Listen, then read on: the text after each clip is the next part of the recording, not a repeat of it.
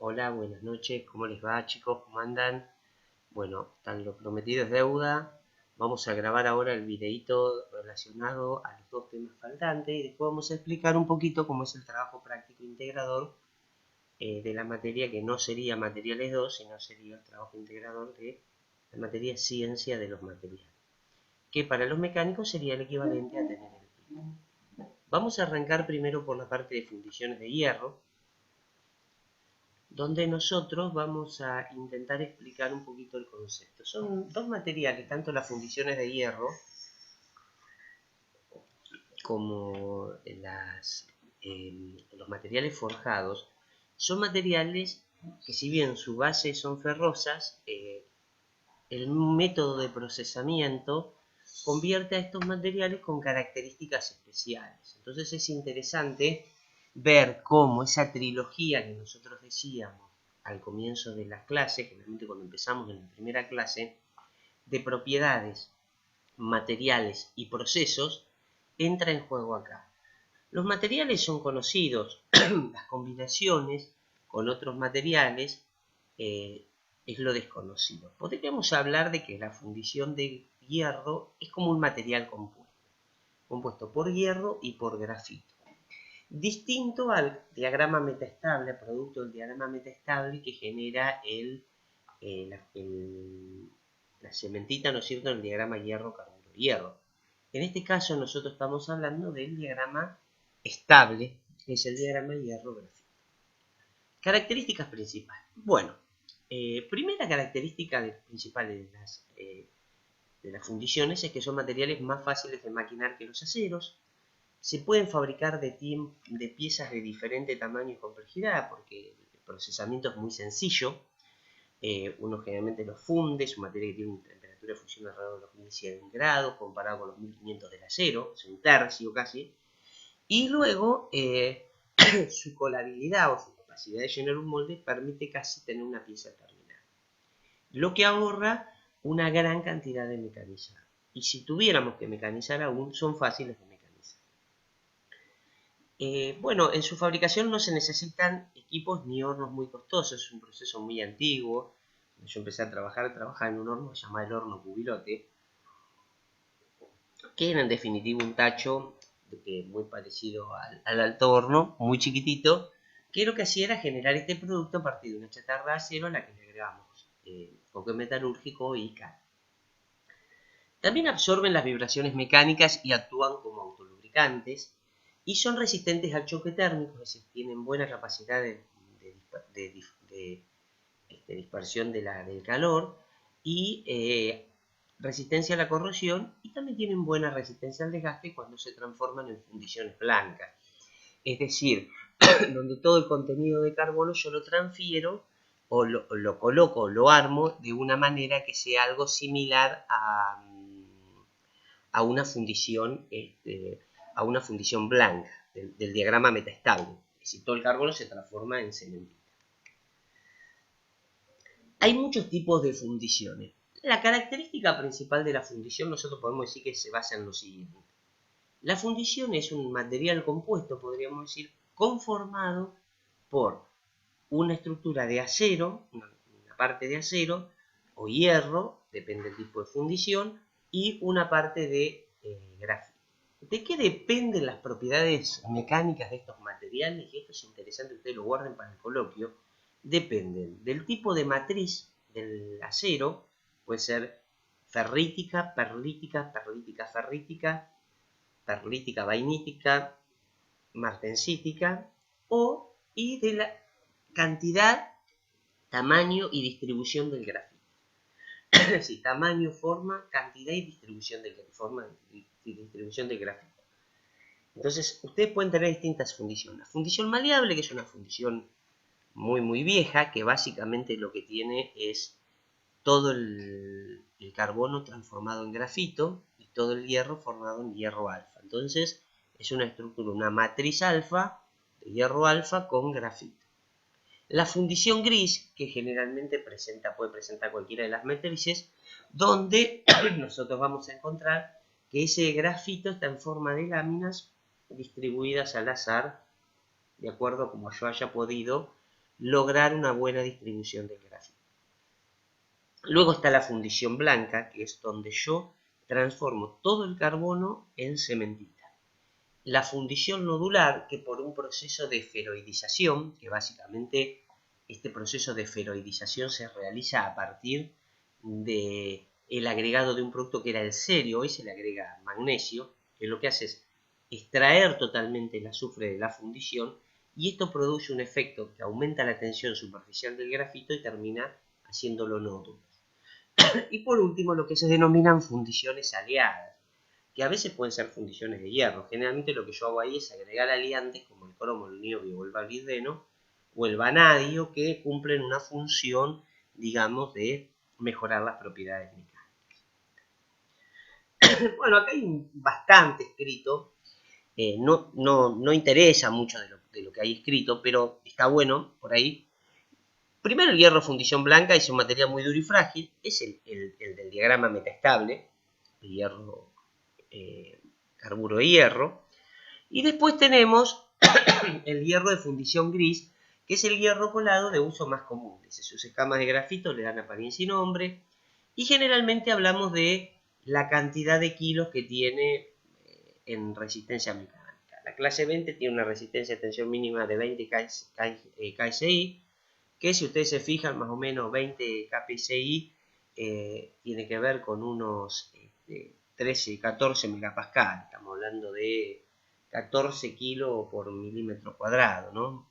14 kilos.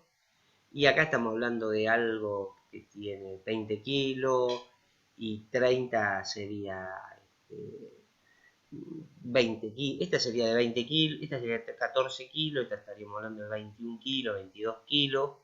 18 kilos, 22 kilos, acá estaríamos hablando de 28 kilos, 30 kilos. Fíjense que la resistencia a la tensión es baja, ¿no? Es relativamente baja. Porque no es, digamos, su objetivo tener estas cosas. Pero fíjense que hay valores que llegan a 60 kPSI. O sea que estamos hablando de 3 veces este valor. Estamos hablando de algo de 14 kilos, 28, casi 42 kilos por milímetro cuadrado. Es un valor interesante. Y su costo aumenta al incrementar la resistencia a la tensión, claramente, ¿no? Y las escamas de grafito le dan, bueno, ahí hay algunas recomendaciones. La fundición gris maleable tiene una tensión más elevada que la fundición gris, pero no se desgasta igual de bien. El punto de fluencia está entre 34 y 83 kilos, dependiendo de la fórmula, y se utiliza para piezas que estén presentando los esfuerzos a la flexión. Es una fundición que ya no se usa mucho. Se lograba mediante un tratamiento térmico. Y la fundición nodular, que es nuestra fundición, digamos, por excelencia, la fundición con mejores propiedades, que tiene el punto de fluencia en la tensión más elevada de todos los hierros fundidos, y estamos hablando de algo que tiene entre 48 y 93 kilos por milímetro cuadrado. Tiene un módulo de elasticidad superior a los 172 gigapascales, y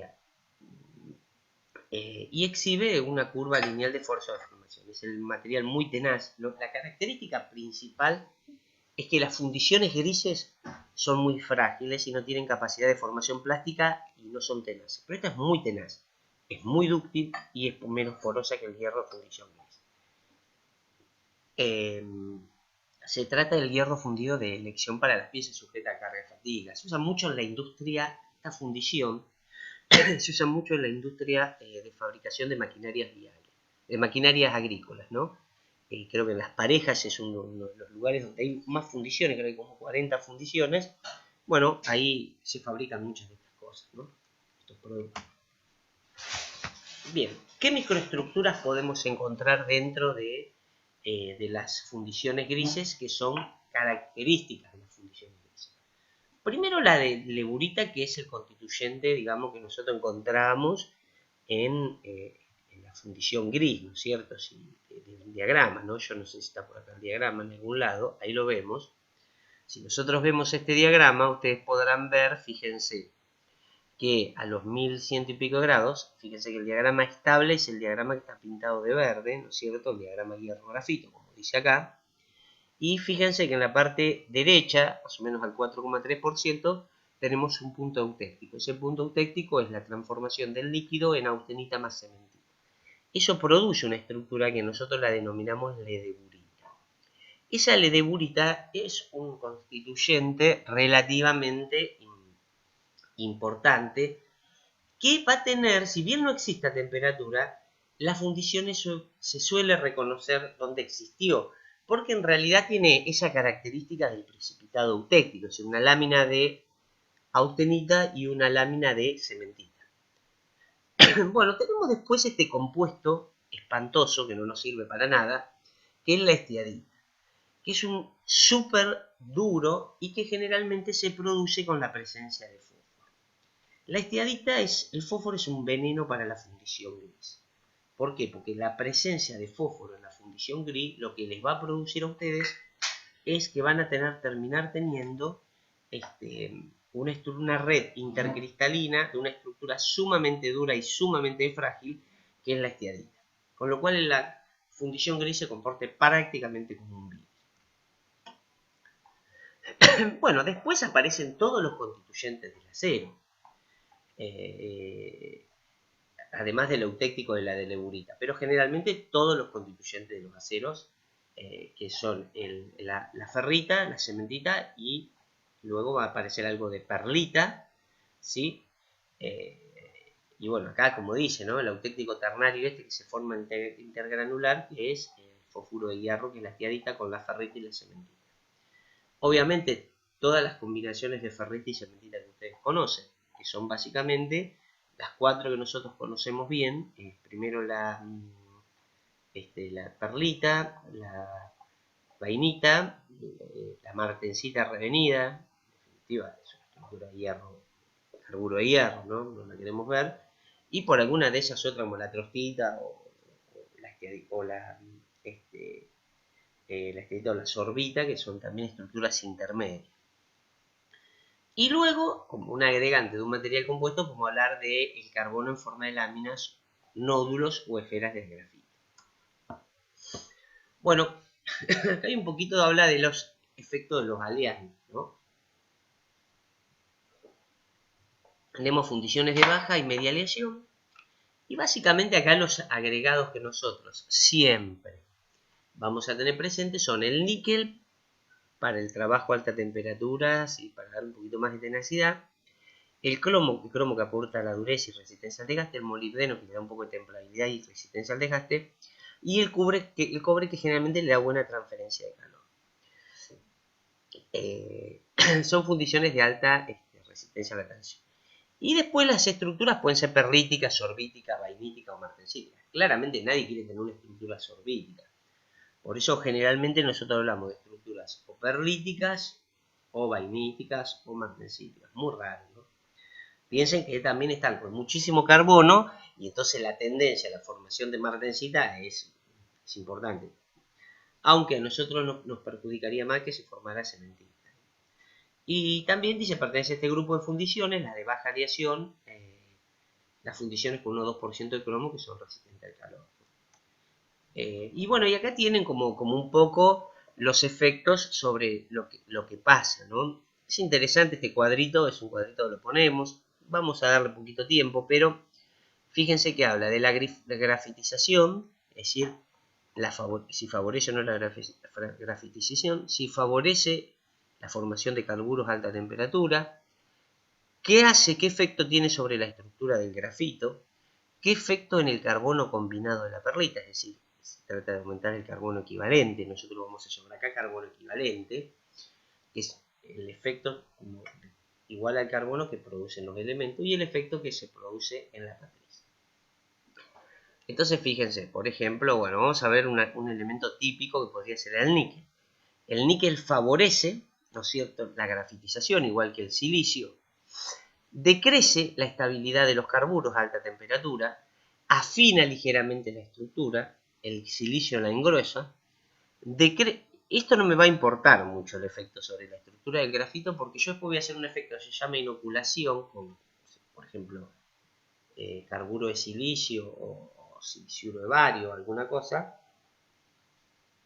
Entonces lo que voy a hacer ahí es afinar el grano. No tengo ningún problema con la inoculación. Esa, digamos, esa nucleación heterogénea, nosotros hablábamos en la parte cuando vimos la parte de no equilibrio, ¿no? Después dice, decrece y estabiliza la perlita, dice, bueno, y fíjense que afina la perlita y dureza. Por otro lado tenemos el molibdeno, el cromo, pongámosle, que es un carburizante declarado, que estabiliza fuertemente los carburos, los afina ligeramente el coso, aumenta el efecto del carbono combinado y afina la perlita y la dureza. Claramente, yo siempre en una fundición gris voy a tener silicio porque siempre quiero tener grafito.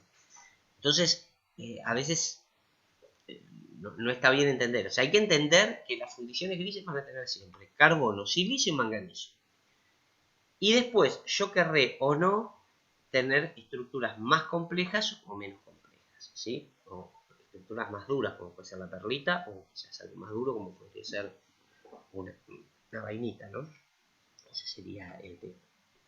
Bueno, el efecto del cromo. Las fundiciones con alto porcentaje de cromo y se pueden clasificar en dos familias, las de fundiciones de 6 a 25 y las fundiciones con 33% de cromo, que son de estructura ferrítica.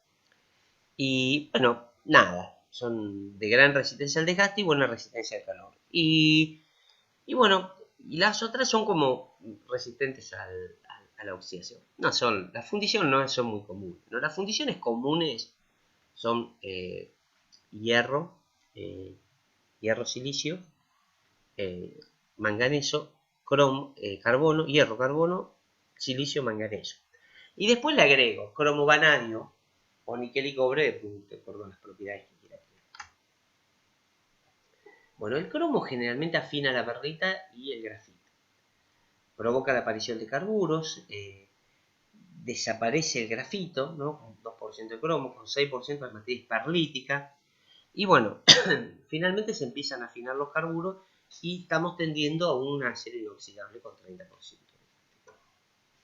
Bueno, acá tenemos un poquito las estructuras, ¿no es cierto? Los tipos de estructuras de carbono, ¿no es cierto?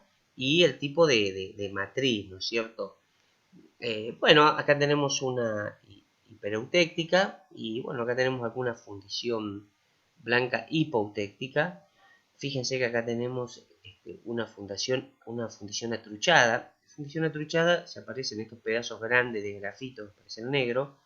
Y esta es la típica fundición gris perlita, que tiene granito, láminas de grafito y tiene perlita en el resto de la estructura. Acá tenemos la otra estructura muy buena, que es la estructura gris perlítica.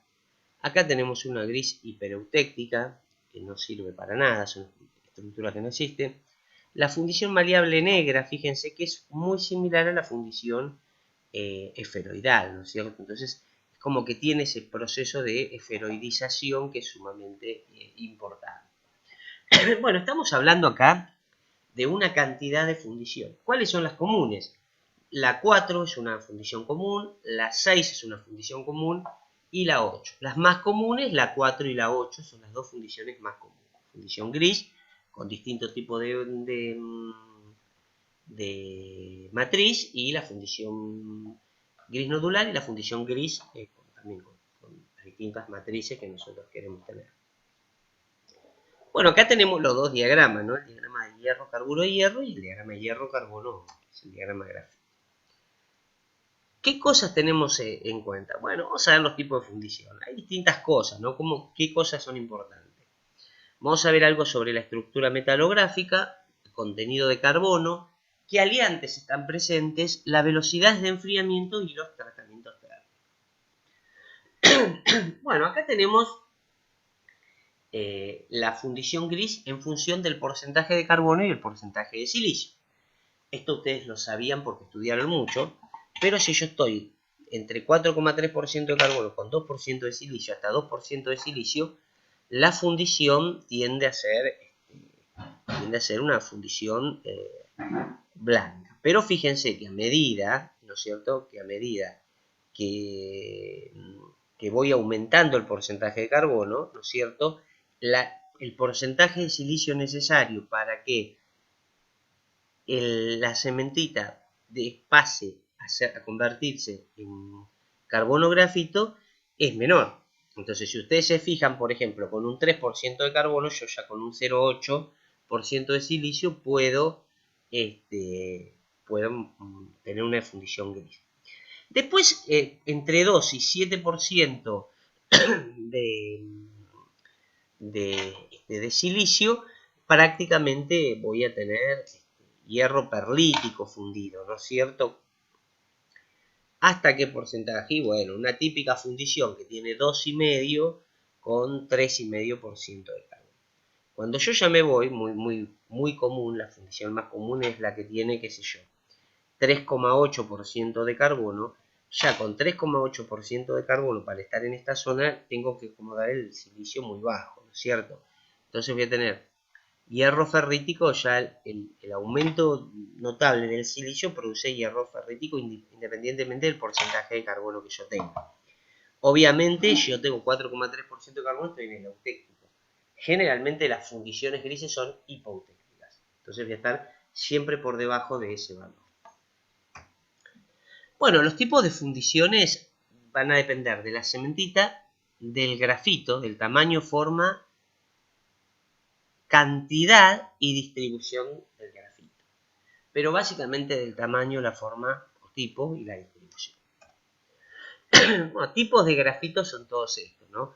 Laminares, tipo bastones, nodulares, esto que se llama patruchado. Esto se suele llamar vermicular, es decir, los vermículos son los gusanos, y es una estructura muy estudiada, se usa mucho en trenes, mucho en las ruedas de trenes, mucho en las ruedas de autos de competición, porque tienen una gran disipación térmica. Entonces, esta estructura, el grafito en esa forma de gusano, bien distribuido, formando redes tridimensionales, lo que hace es sacar el calor hacia afuera de una forma muy rápida.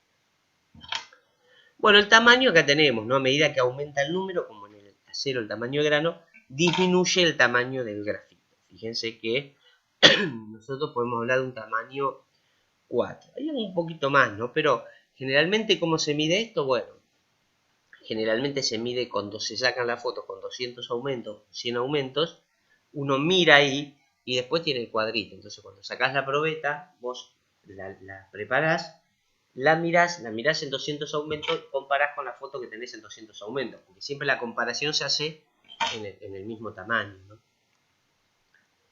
Bien, bueno, y acá tenemos la distribución, fíjense, tienen en forma de rosetas, la distribución uniforme, que es la que nos gusta a nosotros, y después tenemos la de FLAC, o la de flake, serían como la azucarita, esa es la forma. Y después tendremos, bueno, segregación interdendrítica orientada y segregación interdendrítica con una orientación preferencial. Bueno, esta es la D es segregación interdendrítica con orientación azarosa, mientras que esta es con una orientación preferencial. Generalmente nosotros combatimos la B, la C, la D y la E son malas. La que nos interesa tener siempre es la A. ¿Sí? Fíjense ahí, ahí tienen las tres estructuras, ¿sí? Una estructura vermicular, una estructura gris y una estructura dúctil o nodular. Fíjense los tamaños de grafito, cómo están perfectamente distribuidos. Y siempre hay un tamaño de referencia, estamos hablando de 100 micrómetros, ¿no? ¿Sí? El tamaño. Así que fíjense que, como para que tengan más o menos la idea de lo que estamos hablando. Bueno, y ahí está la vista tridimensional. Fíjense esta red de vermículos, mientras que acá estamos hablando de una red esférica, y acá estamos hablando de esa forma de flake, ¿no? Como que son tridimensionales las láminas de grafito, ¿no? Así que, bueno, interesante para ver. Quizás en la presencialidad podríamos haber charlado un poco más de esto. Acá es solamente mostrar la foto, ¿no? pero entender un poquito de qué se trata. Bueno, la fundición maleable, acá vamos a ver un poquito de la fundición maleable, algunas características que pueden ver ahí. No es la más interesante quizás para estar mirando, pero bueno, la descomposición de la cementita se ve favorecida por impurezas no metálicas, los altos niveles de carbono. los elementos de grafitizantes como el silicio van a tratar de formar grafito, y es una estructura, una matriz ferrítica tenaz, que puede tener algo de perlita, y el grafito podría estar en forma de nódulos, ¿no? Entonces ahí estamos hablando de una estructura relativamente de 28 a 31 kilos por milímetro cuadrado, pero fíjense el alargamiento, ojo ahí, ¿no? Porcentaje de 15 a 20%, muy alto. Y fíjense, acá tienen la típica estructura ferrítica grafítica nodular, y acá tienen la estructura que se llama ojo de buey, donde ven las zonas negras son el grafito nodular, la zona alrededor es zona ferrítica, donde todo el carbono de esa cementita fue hacia el coso, y toda la estructura que ven de color violáceo, esa estructura es la perlita. Se llama estructura ojo de buey porque, no sé, me parece un ojo de buey.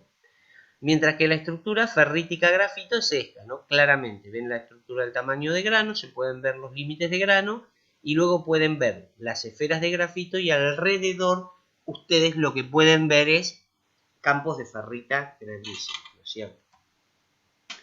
La fundición gris.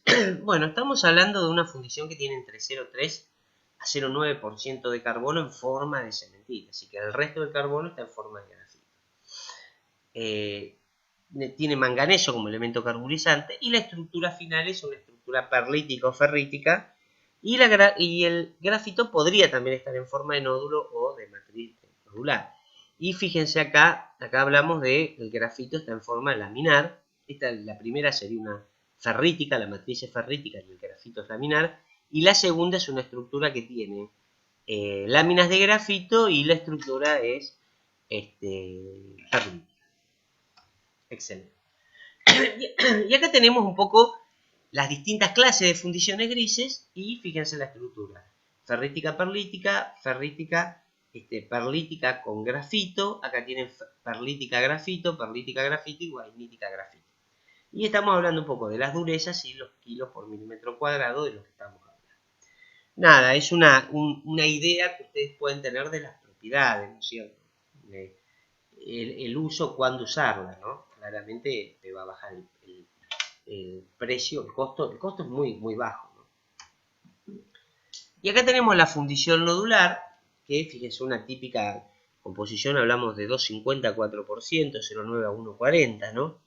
Porque queremos una estructura perlítica, ¿no? Si nos fijamos acá, fíjense, ¿no? Estamos hablando de 1,10, 1,4 más o menos, y 3 y pico por ciento de carbono, ¿sí? ¿Qué es lo que busco hacer acá? Bueno, acá lo que busco tener yo es tener una estructura bastante grafito, manganeso, un buen carburizante, fósforos bajos, azufre bajo, y para tener la fundición es necesario mantener el azufre por debajo de 0,015%. Y acá lo que hacemos es agregarle óxido de calcio, y bueno, entonces o óxido de magnesio también, y bueno, se obtiene el sulfuro de hierro, se va con el óxido de calcio a la escoria, y los nódulos de grafito se obtienen al agregar magnesio serio al metal de estado líquido. Entonces, en el momento de la inoculación, si yo le agrego magnesio o serio, voy a obtener la estructura nodular, ¿no? de todo esto. ¿Bien? ¿Sí? Bien. Bueno, y acá pueden ver una estructura muy bien. Pueden ver esta estructura muy interesante, esta foto, donde ustedes ven la zona ferrítica del ojo de buey, la zona del grafito nodular, y acá pueden ver la zona perlítica. Es una típica estructura, muy interesante para analizarla, muy interesante para resolverla, o nada, es un análisis, ¿no? En definitiva, todo esto termina siendo análisis de nada, ¿no? Termina siendo análisis. Y fíjense acá hay una foto de la fundición nodular de la esfera. Y acá tenemos también otra foto, una estructura nodular con grafito, ¿no? Bien. La fundición nodular, fíjense que estamos hablando de algo que tiene una resistencia mecánica relativamente alta, y estamos hablando que 10.000 psi son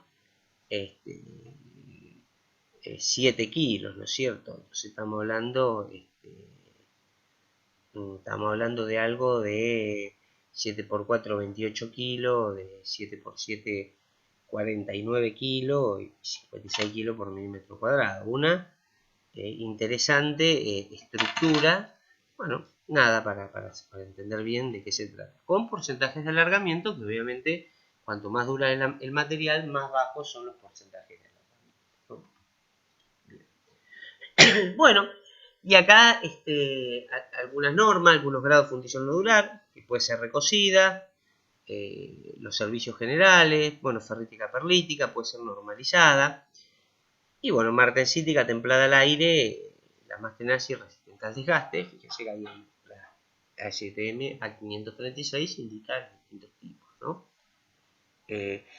Y vamos a ver un poquito los tratamientos térmicos. Los tratamientos térmicos de las fundiciones afectan a lo mismo que afecta la fundición. Y bueno, acá lo que dice es reducir la dureza, mejorar la maquinabilidad, alivio de tensiones residuales, disminución de la resistencia mecánica, hierro nodular, incremento de la ductilidad, resistencia mecánica.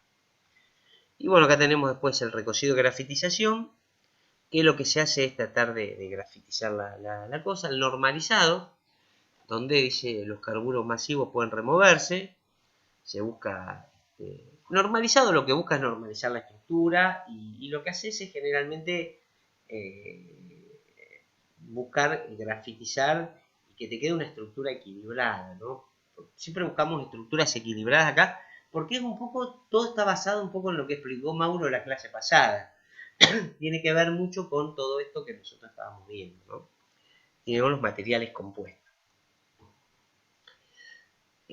Bueno, recocidos de media temperatura, recocidos de alta temperatura, algunos recocidos para fundiciones aliadas, que lo pueden ver ahí, resistencia al desgaste, y el tratamiento térmico de las fundiciones y la influencia del recocido de ferritización a 760 en la dureza y las fundiciones grises. Y bueno, y acá pueden ver el efecto de los aliantes, cómo termina, digamos, impactando en estas estructuras, ¿no?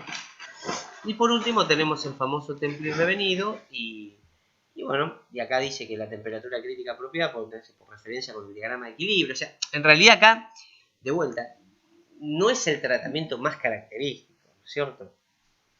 Pero bueno, a ver si yo necesito un proceso de fundición muy compleja y puedo agregar. Bueno,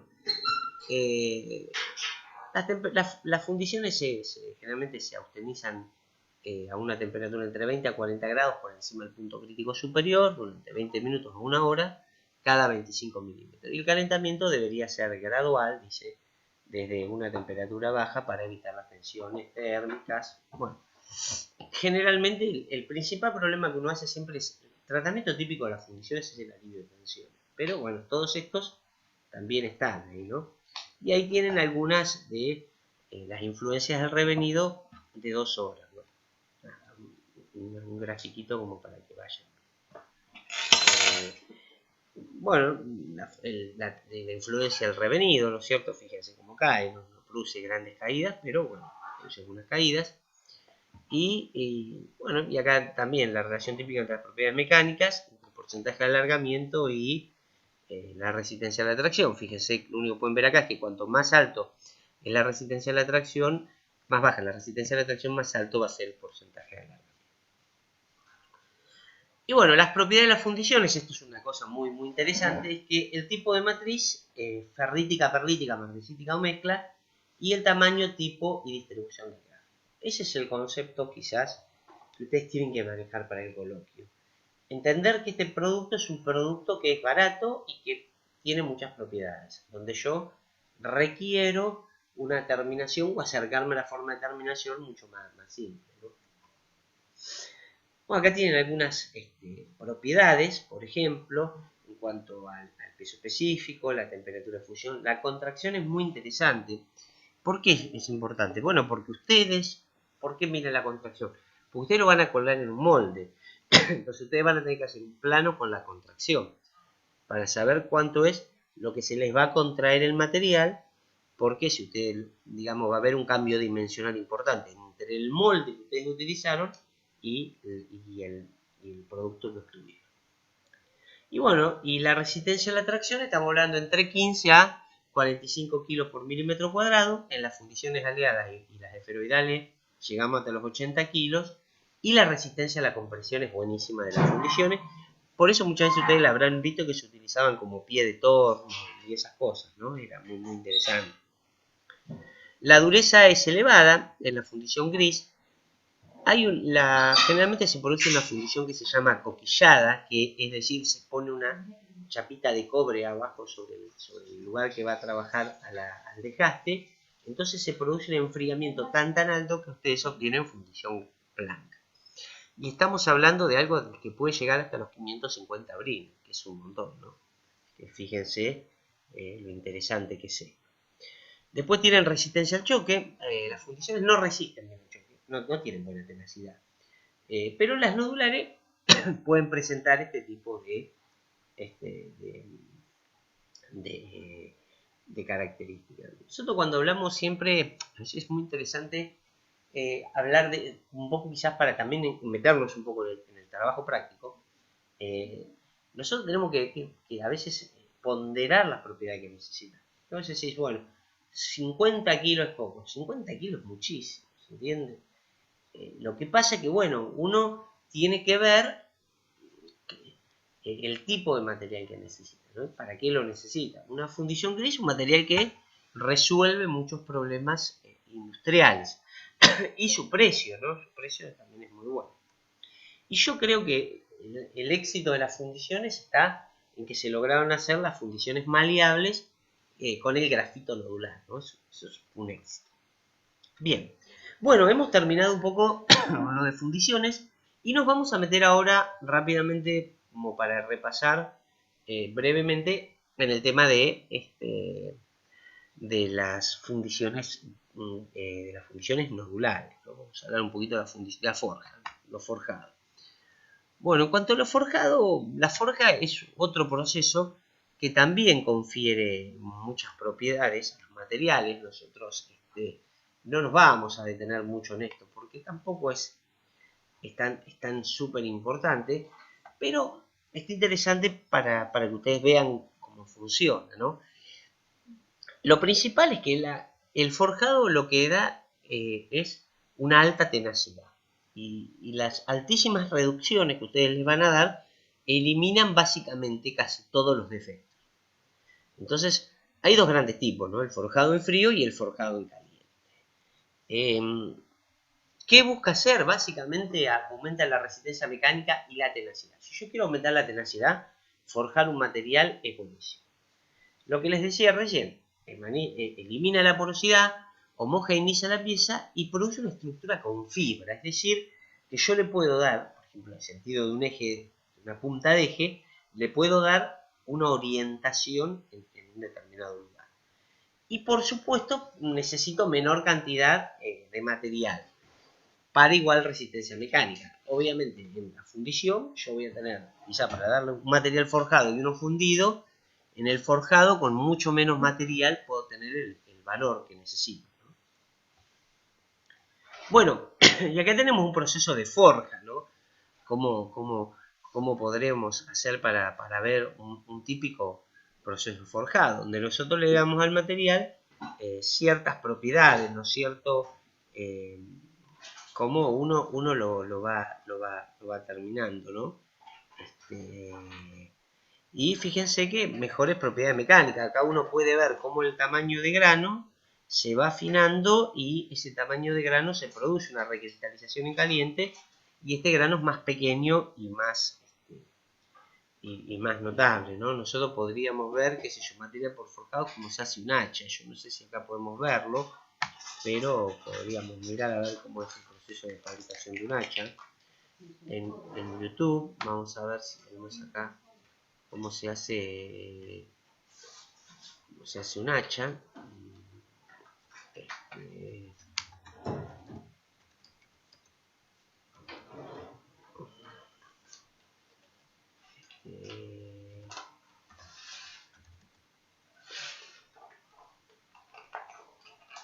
Se hace un hacha.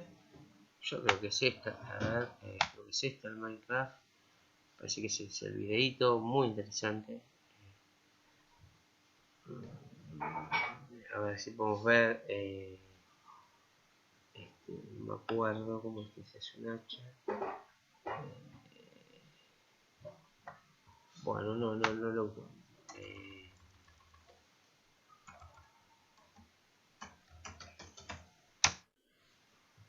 A ver, vamos a ver. Bueno, vamos a ver si acá podemos ver cómo la hacen, pero rápidamente, bueno, acá no tenemos que ver el aviso, pero para que vean un proceso de forjado, ¿no? Por ejemplo, es muy común, ahí podemos ver ahí rápidamente, ahí, bueno, no es lo que quería mostrarles, no pudimos ver, pero bueno, es un proceso de forjado, acá lo hace con una masa, lo quería ver, bueno, no se pudo ver lo que queríamos ver. Bien, bueno, lo que tenemos acá básicamente es esto, ¿no? Proporciona propiedades mecánicas, ductilidad y resistencia a la fatiga. Disculpen que perdemos ese tiempo. Y el impacto, ¿no? Porque básicamente refina y orienta el flujo y elimina la falla. Básicamente el principal efecto que tiene es que te elimina toda la falla. Mata palos al proceso, ¿no? ¿Qué ensayos le hacemos a los materiales? Bueno, el ensayo de tracción, el ensayo de aplastamiento, un ensayo de Charpy cuando uno recibe, el ensayo Jomini, y después el tamaño de grano es 5 a 8 y el nivel inclusionario menor al número 4. El ensayo de aplastamiento, que consiste en carga de dirección perpendicular al eje longitudinal, hasta el diámetro se produce un valor limitado, bueno, ahí lo pueden leer, no es demasiado. Está el ensayo de aplanamiento. Sí, el tamaño de grano es muy importante acá también. Necesitan tamaño de grano chico. Y las propiedades a evaluar son la resistencia mecánica, la tenacidad, la resistencia a fatiga, la resistencia al desgaste y la máquina limpia. Bien. Bueno, acá se puede ver la influencia del carbono, ¿no es cierto? En el proceso de forjado, para determinar las temperaturas de forja. Y los principales aceros para forja son el 1356, 4140, el 4620, el 8640 y 51. Y acá podrán ver los tratamientos térmicos, que generalmente son el normalizado, el temple y el revenido, cementación y nituración. Interesante ver también para algunos aluminios, ¿no? Que el proceso de forja también tiene un efecto muy interesante. Básicamente nosotros acá lo que intentamos explicar en todo esto fue tratar de que ustedes entendieran de qué se trataba básicamente el proceso, estos dos procesos, ¿no? Que no son materiales en realidad, pero que estos dos procesos conforman materiales que por ahí tienen características especiales. Bueno, el trabajo práctico, chicos, es una bomba que tiene álabes determinados, acá la pueden ver. Vamos a agrandar un poquito esto, ahí ustedes van a ver, tiene un cuerpo, un disco, las partes. Ustedes lo que van a tener que ahí desarrollar, bueno, nada, empezar a buscar qué tipo de materiales deberían utilizar, ¿no? Si ustedes se fijan acá, dice, de acuerdo a lo siguiente, defina los materiales para realizar los componentes 1, 2, 3, 4, 5 y 8. Defina el plan de ensayo para los distintos materiales, es decir, el material que eligieron, cuál es la propiedad crítica, supongamos que sea la resistencia a la tracción, cuál sería el ensayo asociado, cuál sería el criterio de aceptación, que lo van a tener que sacar de alguna de las tablas que hemos visto. Es un aspecto muy interesante, es un plan de ensayo. Claramente yo puedo elegir, no sé, la carcasa de fundición, y bueno, lo que más me va a interesar de la carcasa quizás sea la dureza. Entonces voy a ver acá la propiedad crítica de la dureza y el ensayo será la dureza que para si usted eligiera una fundición, el ensayo tiene que ser dureza brim. También podrían haber elegido el aluminio, quizás sea Rockwell B. Y el criterio de aceptación veremos los valores que ustedes obtengan de la tabla, si no se lo voy a hacer yo. Bueno, ¿cuáles son los ensayos? Claramente, establecer las propiedades requeridas del material para el material es luego de finalizados los procesos de fabricación. ¿Sí? En los cuales se incluirán los tratamientos térmicos y acabados recomendados, requeridos para obtenerla. Si ustedes ponen algo que necesita un templado y revenido, bueno, deben explicar eso, ¿no? Y en todos los casos se debe acompañar el trabajo con los esquemas y la descripción de los procesos. Un poquito, no bajen de internet, porque conozco todas las páginas de internet, porque yo doy clase con internet. O sea, como no estudié mucho esta materia, ya saben que busco en Wikipedia y copio y pego y después armo el PowerPoint. No se copien de esto, ¿está bien? Bien, y por último, al final del trabajo se deberá exponer las conclusiones, los puntos de partida, los elementos básicos, ¿sí? del procedimiento, criterios, o sea, lo que ustedes, un poco el resumen de por qué tomaron las consideraciones que tomaron. Bueno, les deseo mucha suerte, cualquier cosa me mandan un mensaje y lo estamos viendo. Les agradezco mucho, chicos, muy amable por todos, todo súper muy bien, espero que les vaya bien.